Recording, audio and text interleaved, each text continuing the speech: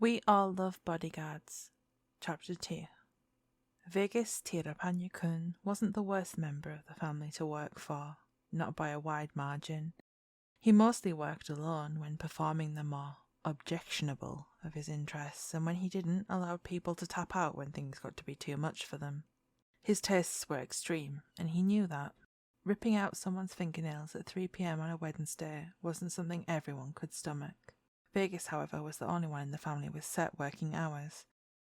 Having that meant that you could actually have plans outside of work unless there was an emergency situation. He made sure you ate regular meals whether you wanted to or not, often cooking for whoever was on duty.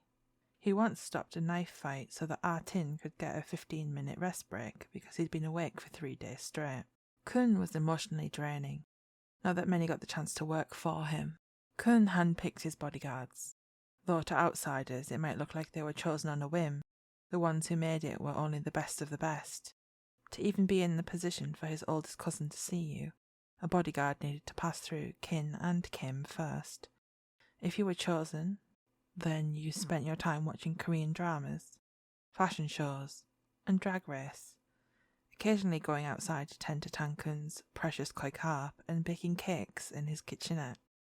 Tasks that bored more than one candidate enough that they quit, moving into another team rather than watch My Love Who Came From the Star or Coffee Prince another time. Tankun had panic attacks, was severely anxious to go outside without Porsche arm and pole surrounding him, and had terrible nightmares that required tucking him into bed, safely reassuring him for hours that he was safe. And storms, he hated storms. So the rainy season was a nightmare. Good luck getting any PTO then. Kin was the new family head, the one most in danger of an assassination attempt. If you worked for him, then your neck was truly on the chopping block. Though the Tirapanya-kun name was well known and widely feared, that didn't mean that they didn't have enemies. In fact, it had often encouraged new upstarts to try and pull the syndicate down, cocky young things that thought killing Kin would cause their house of cards to come crumbling down, and not paint a target on their own heads. Heated meetings with the Italians where everyone is carrying a gun and the atmosphere is one wrong look away from developing into a shootout were common. Considering Kin's temper, it was surprising that they weren't more often. You should really know a foreign language: English, Cantonese, Mandarin, Korean, Japanese, Vietnamese, or Italian to work with Kin. Though recently Kin had been gathering the kids that spoke the indigenous languages from the north of Thailand. Vegas made a note to spy into exactly what that was about when he had the time to. He knew they collectively owned a piece of land somewhere in Chiang Rai. Kim, the youngest member of the main family, was the one who demanded punctuality and discretion. If you were 5 minutes late to your duty, you were 5 minutes fired. You had to be able to transition from working in the world of the number one crime family in Bangkok to the demanding schedule and safety needs of a pop star. Wick and Kim, Tirapanya-kun, had very different needs. You were required to be able to balance both of them and transition with ease between the two. His staff needed to be punctual, smartly dressed, polite, and preferably proficient in at least one cybercrime. Every single man and woman that worked for Macau was personally vetted by Vegas himself. They had to be. Macau's safety was tantamount. He hadn't lived through everything their father had done to him to see his baby brother have shitty security. If you made it through Vegas's trials, then you also had to spend your time with a high school kid without anyone calling the cops on you for stalking a child, or be good enough at skateboarding that Macau wouldn't attempt to get you fired for fun. Skateboarding was his new obsession. If you knew anything about maths, then you'd get paid extra for tutoring him, because his grades were abysmal and it was looking like he might need to repeat a year of high school. There was also extra money for finding out what new club he was sneaking off to on school nights and getting wasted at, and sending the information to his big brother. A brother that just might go smash some stuff up as a warning not to let in minors. Especially if that minor was Macau Tirapanya-kun. Pete was never out of Vegas's sight these days unless he was visiting his beloved grandma. He categorically refused to take anyone other than Vegas or Macau with him when visiting her. She lived in the countryside. Rolling up in black sedans with 12 bodyguards was hardly subtle, and he didn't want his grandma to worry about him or to have to deal with the gossip it would cause amongst the villagers. The last thing Pete wanted was for his grandma to worry about him. Pete was the scariest person in the entirety of the Tirapanyakun crime syndicate, something Vegas knew all too well. He had, after all, been the youngest bodyguard to ever work for Kun. Not just that, he'd been one of the 3 guards Kun not just allowed, but actually felt safe enough to sleep in the same bed as. Pete, Paul. If Pete was the hardest target they had, then Porsche was the softest. Word had it that Kim had personally put every single candidate for Porsche's protection detail through some sort of personal hell. A hell that they had to pass to even be alone in the room with him. You had all the stress of being Kim's bodyguard, as Porsche recently entered the music profession, added to him never saying whether he liked or disliked something, and the age gap of working with Macau. Only, instead of Vegas breathing down your neck, it was Porsche and Kim Han. A Kim Han that could destroy your entire life with a single email, and Porsche who was only one sentence in Kin's ear from making sure you never saw retirement. Not that he wasn't perfectly capable of ensuring that himself, but Vegas had gathered that Porsche had a thing for getting Kin riled up. Lastly, there was Porsche. Porsche, who, now that Vegas thought about it, was actually a bigger target than his cousin. He hated having his own bodyguards. The man was too used to being poor and having to do everything himself. Too used to being on the other side of the relationship to accept other people working for him, putting their lives at risk for him. Porsche often escaped from his team and it drove Kin mad. After all, the most effective way to hurt Kin and the easiest way to achieve it was to get a successful hit on his lover. Other than having a target on your back and running around trying to find him working for Porsche was fun. He'd been a bodyguard, he knew how you were feeling and how shit the job was at times. He also made mean cocktails, a perk of the job so long as you knew your limits. Vegas was looking at the newest intake of trainee bodyguards. Many of them were not going to make it to the end of their training. They'd end up in other positions within the family that had different requirements for entry.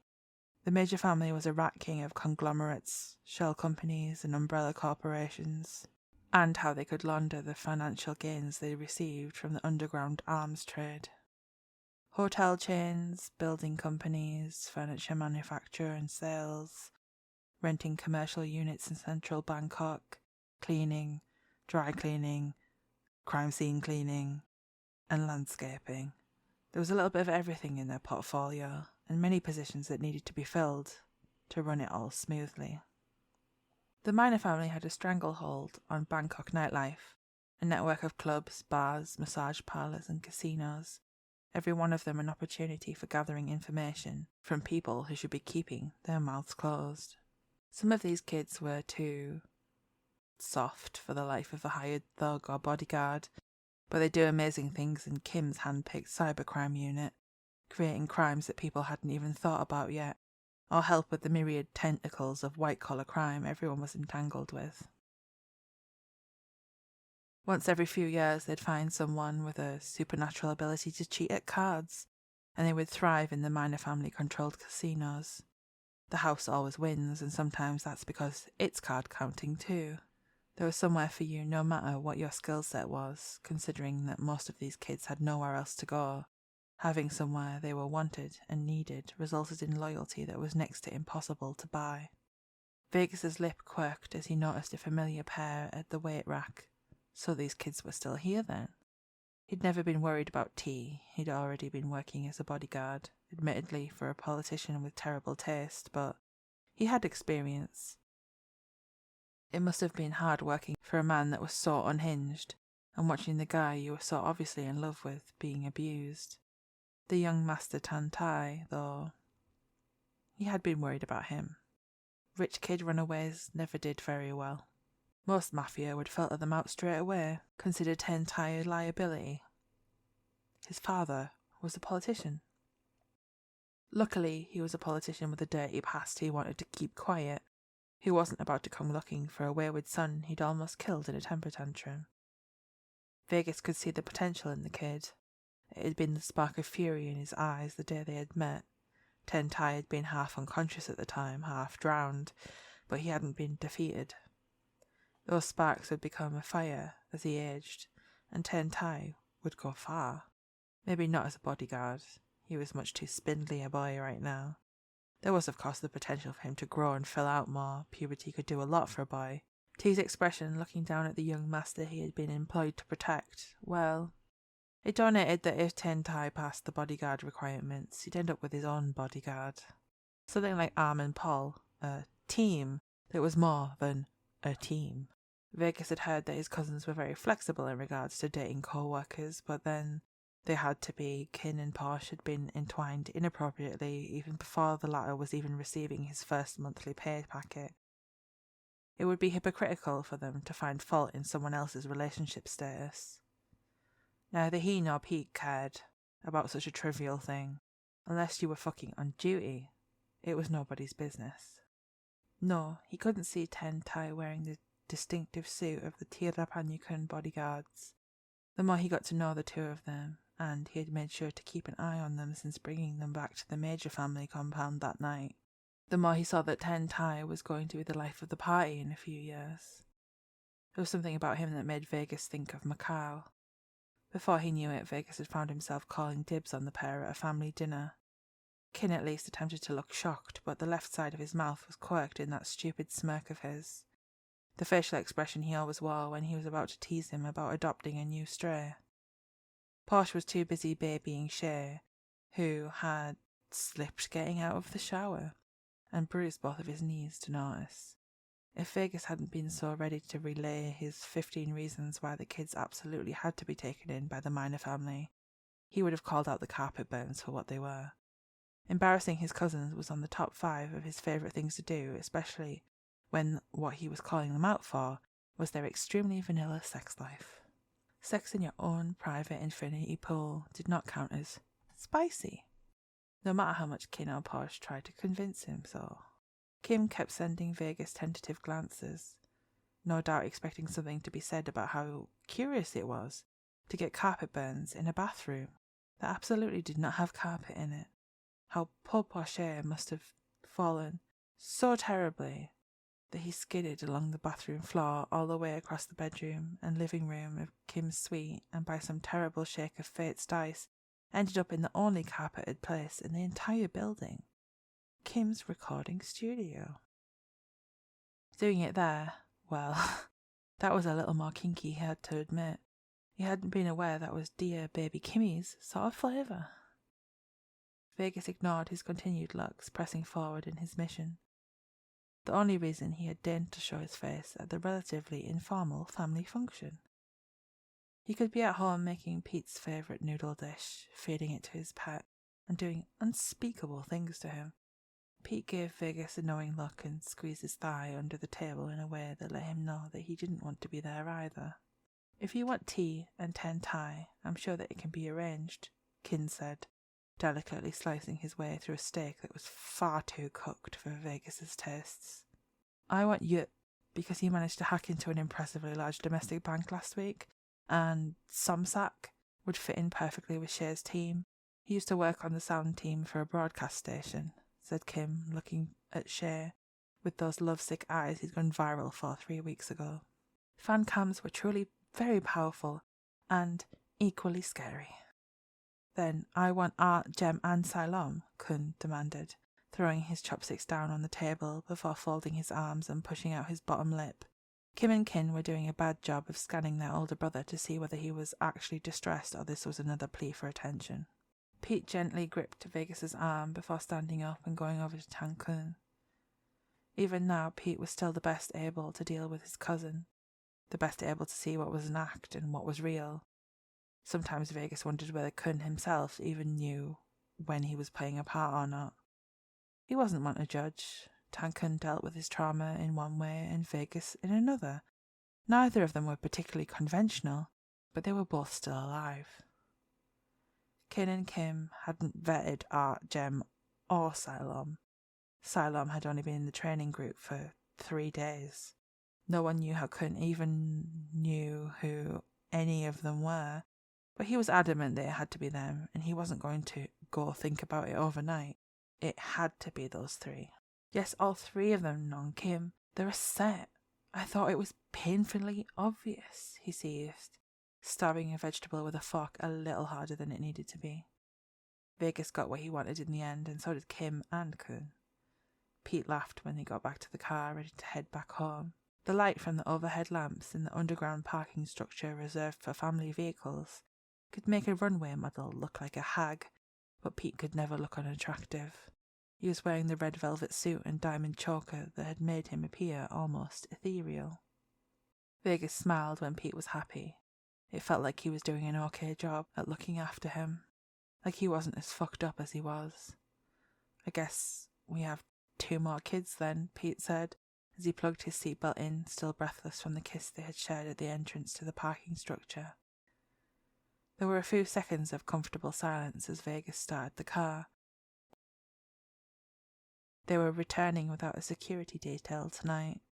He nodded in what he hoped was a nonchalant manner, but he knew Pete could see right through him. You'll have to introduce me. Of course I will. How many kids does their addition to the house make? Pete asked. Vegas could see him trying to count their expanding found family. Pim-chan, an orphan we found under that bridge during Songkran. Nan and Narong. Minoi, the boy that bit Paul during weapons training. Monkut, Benz, Du and Lek, whose parents sold them for beer money. Teng and Mont. Somdet, that some of the boys found sleeping in the back of the fish market. Ek, that still hasn't said more than 3 words to anyone. Poet, in with the shittiest parents possible. Winai. I love you, Pete declared, entwining his fingers with Vegas's currently empty hand.